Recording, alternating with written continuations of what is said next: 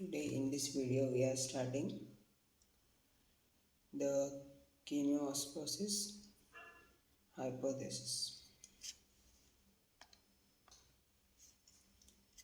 In chemiosmosis hypothesis, this involves a membrane of thylakoid we see in chloroplast. Many of the thylakoids stack to each other to form grana.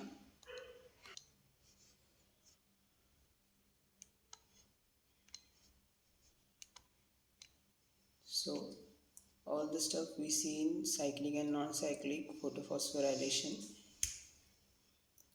we are going to see it now, its applications, how it works. So if we see,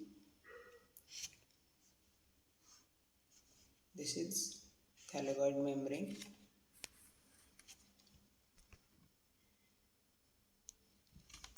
having both of photosystems, photosystem 1 700 nanometers and photosystem 2 680 nanometers. Whenever light falls on photosystem 2, it get excited and give away its electron to its first primary acceptor of non-cyclic photophosphorylation, which is plastoquinone, represented by PQ. While this PQ or plastoquinone accept one electron from photosystem 2 and also accepts or get one proton H plus ion from the stroma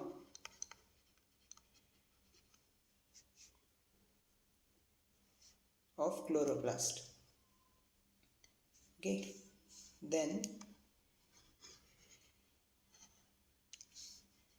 after receiving the electron, PQ becomes PQH. This H then goes inside the lumen or inner part of thylakoid, and electron is transferred to the electron transport system second part, that is this big complex here called cytochrome B6F. This electron then goes to PC plastocyanine, and from there it goes to PS1 700 nanometer photosystem. After that, this electron with help of incident radiation energy get excited and goes to the first primary acceptor of photosystem 1, that is FD, then FNR. From FNR it comes at outermost part or outermost side of thylakoid membrane, where NADP plus, by grabbing one H plus ion from stroma and electron came from photosystem 1, becomes NADPH, and this is one part. Then as this is non-cyclic photophosphorylation, the electron came out from photosystem 2, doesn't come back to it. So to maintain this cycle, there is internal process inside the lumen, oxidation of water, or we say splitting of water. Here H2 molecules get split into half O2 and H plus ions. The electron goes to PS2 and oxygen released out, while H plus ion stays in lumen. So this is second part. By the splitting of water and transfer of electron from electron transport chain, we get higher concentrations of H plus ions inside the lumen, and we created the higher electrochemical potential gradient. The lumen get highly charged with H plus ions, so this must be diffused out into the stroma. So for that we have two complexes, CF0 and CF1. These are two complexes on the membrane of thylakoid. This is basal complex. From this, the H plus ions from lumen get out to the stroma from higher concentration to lower concentration, because here EQ accept H plus ions from stroma, and NADP also react with H plus to become NADPH. So while this transfer of H plus from lumen to stroma, the ADP is converted into ATP.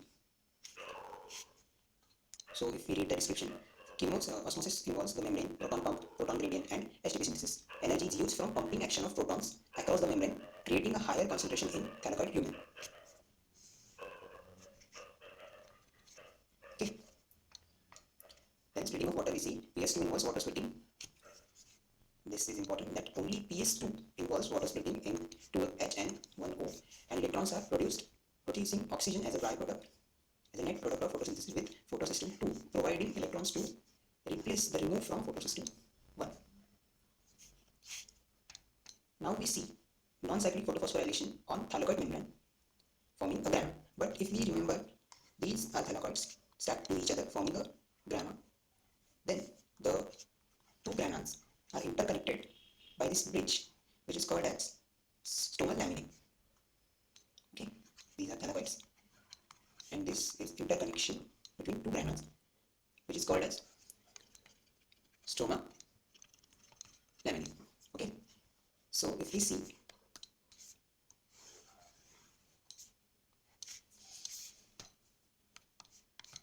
on the stoma laminae, the PS2 complex or light harvesting complex is absent, and only PS1 is present. That means on the stomal laminae there is no splitting of water, because splitting of water is related or connected to only PS2, not PS1. So what happened on stomal laminae? Stomal laminae with PS1 do cyclic photophosphorylation.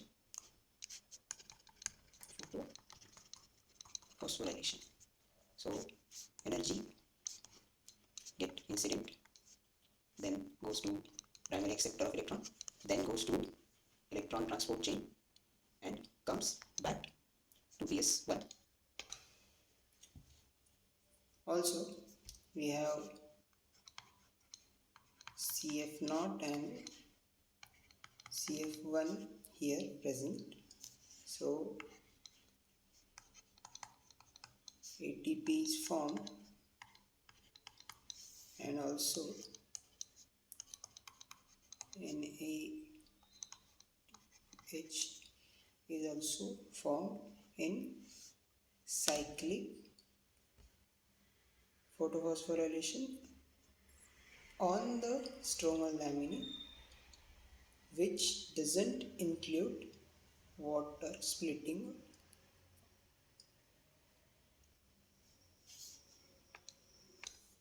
Now we get our products of light reaction, that is ATP and NADPH. So next is, where are ATP and NADPH used? The product of light reaction, ATP and NADP and oxygen. The oxygen O2 is diffused out from chloroplast, while these two are used in synthesis of sugar in biosynthetic or dark phase of photosynthesis. We conventionally called it as dark reaction. So Kelvin cycle used radioactive C4 photo studies to discover the first carbon dioxide fixation product. The first product of Kelvin cycle, which is 3-carbon organic acid, we called it 3-PGA, which is 3-phosphoglycerate, because it is 3 carbon organic acid. The Calvin cycle is also called as C3 pathway. So there are 3 phases of Calvin cycle. First is carboxylation, then reduction, and then regeneration. So starting with Rubisco 1,5 bisphosphate. It is an organic enzyme which reacts with CO2 and water from atmosphere. This first step is carboxylation, where we form the first stable product, that is 3-phosphoglycerate. Then after second phase, reduction, we reduce this 3-PGA with the help of ATP and NADPH. ATP is converted into ADP and NADPH converts into NADP positive, which the reduction of 3-PGA gives us triose phosphate, that is the sugar or sucrose. Then third phase comes regeneration, where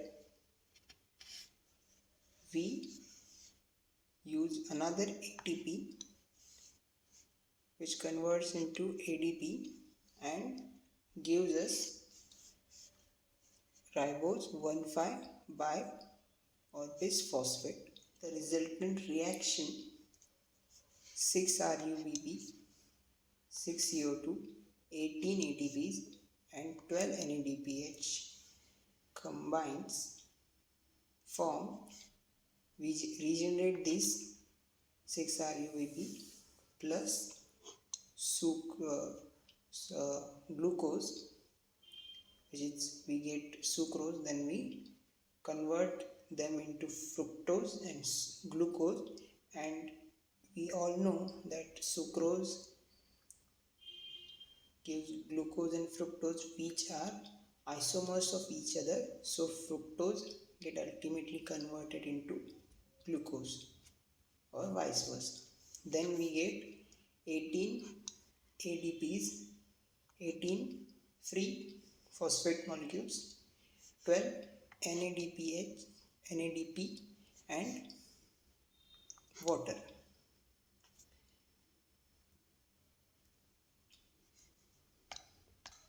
The next topic is the C4 pathway. It is also known as H/SLAC pathway. Plants that are adapted to dry tropical regions like desert have C4 pathway. Why? Because in C4 pathway, the bundle sheet cells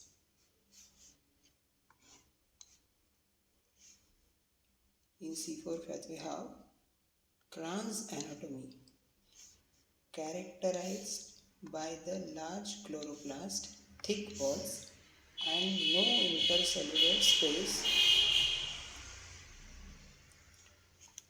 intercellular space, forming multiple layers around a vascular bundle.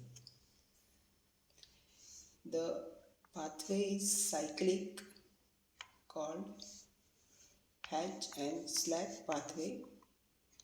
It is partially completed in mesophyll and partially in bundle sheet cells. So if we try to make this pathway, I will take this as my mesophyll cell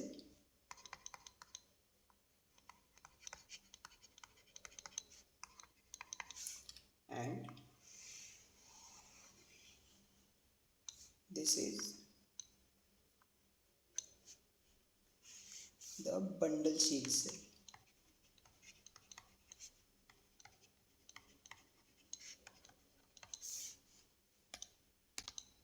So if we make more clearly,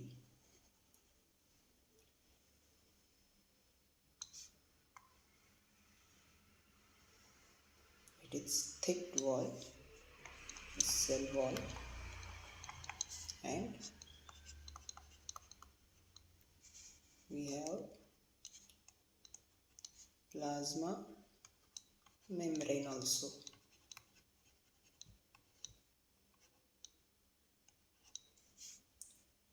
So what happens? Atmospheric CO2 enters and get converted into HCO3 minus, which means CO2 plus OH minus. Okay, then with the help of PP, that is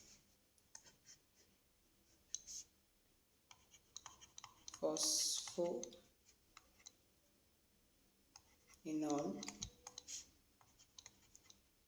pyruvate,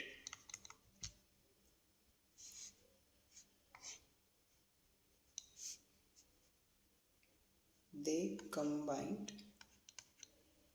and form C4 acid. This C4 acid then transported into bundle sheet cell where it is decarboxylation process is happened and C4 acid get converted into CO2. Okay, then by fixation or by doing C3 cycle, that is Kelvin cycle, it is converted into C3 acid. Now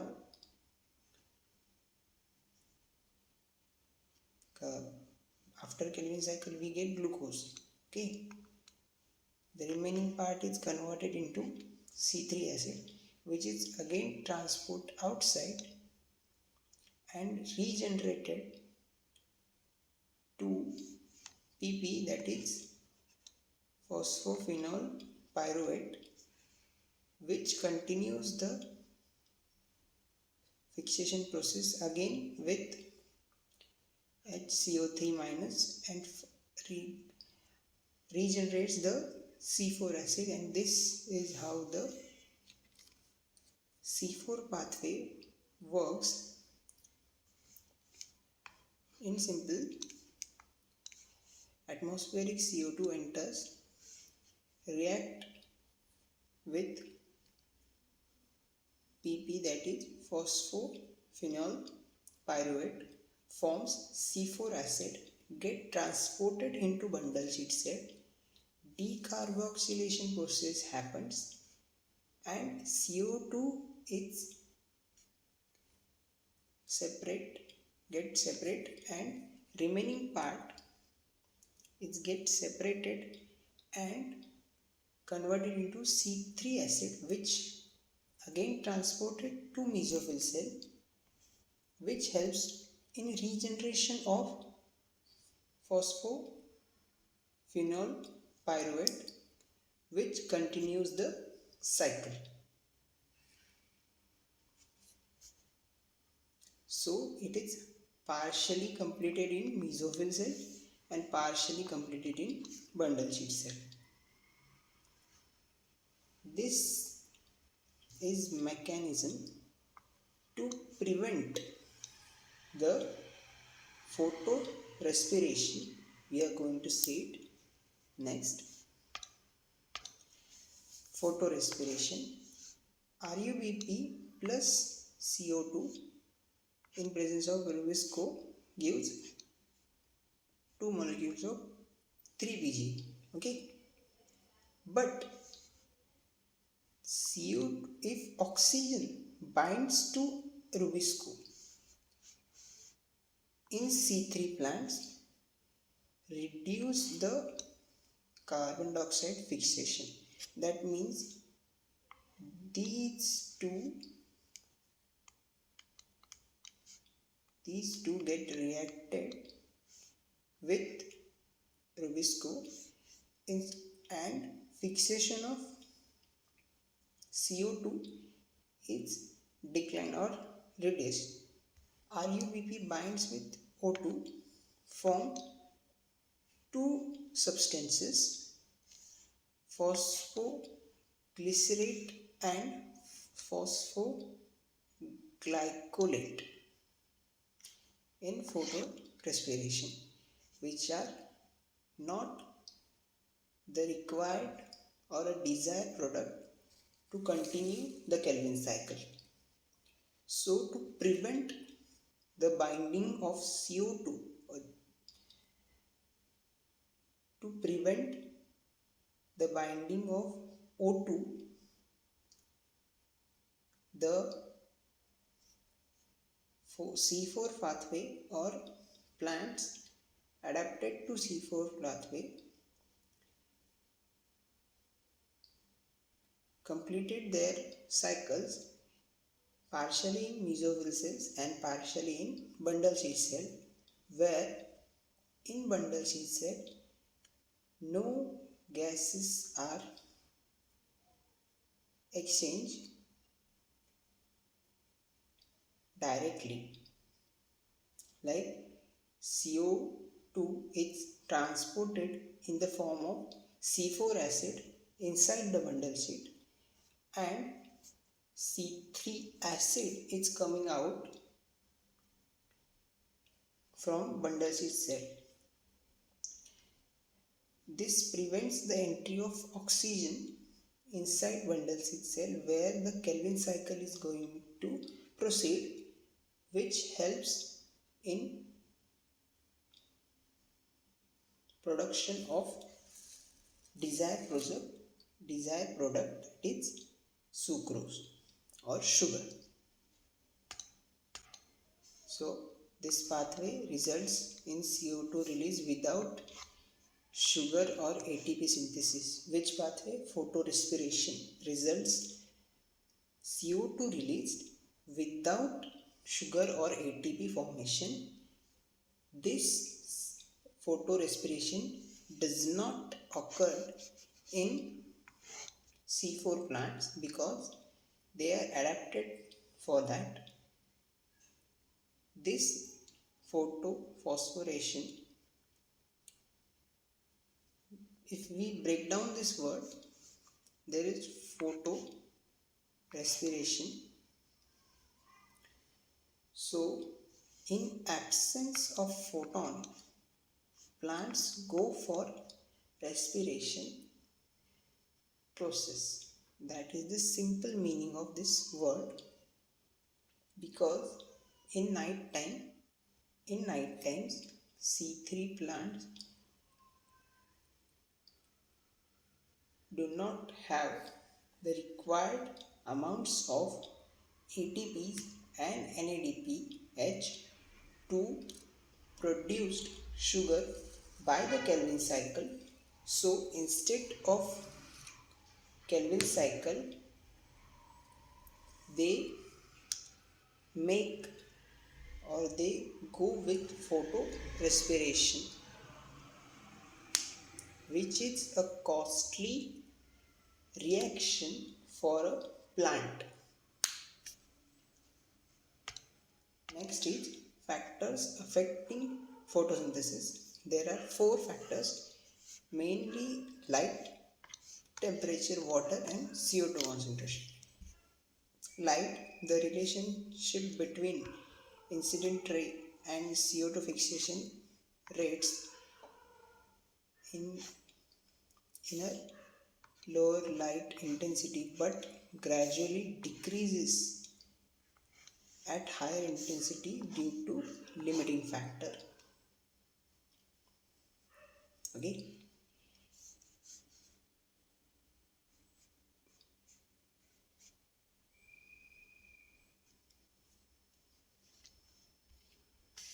Next is temperature.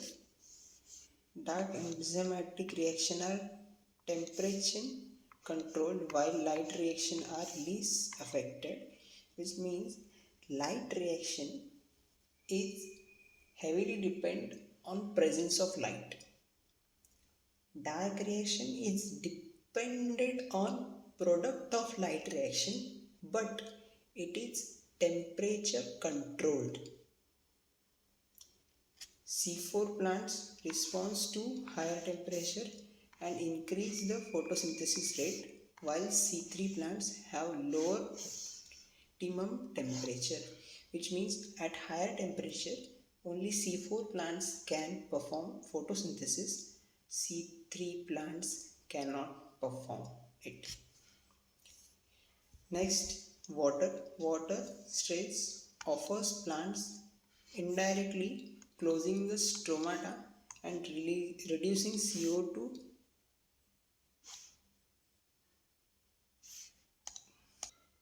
availability while also causing leaf winning and reducing surface area and metabolic activity. The last is CO2 concentration.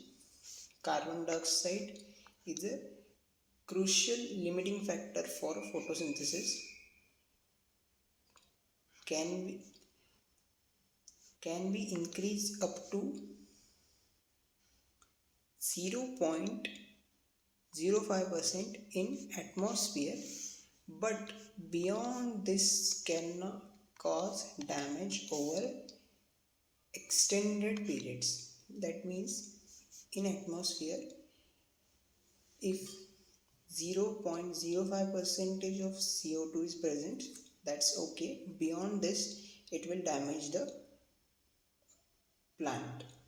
C3 and C4 plants exhibit varying response to CO2 concentration, with neither group responding to higher CO2 concentration at low light conditions.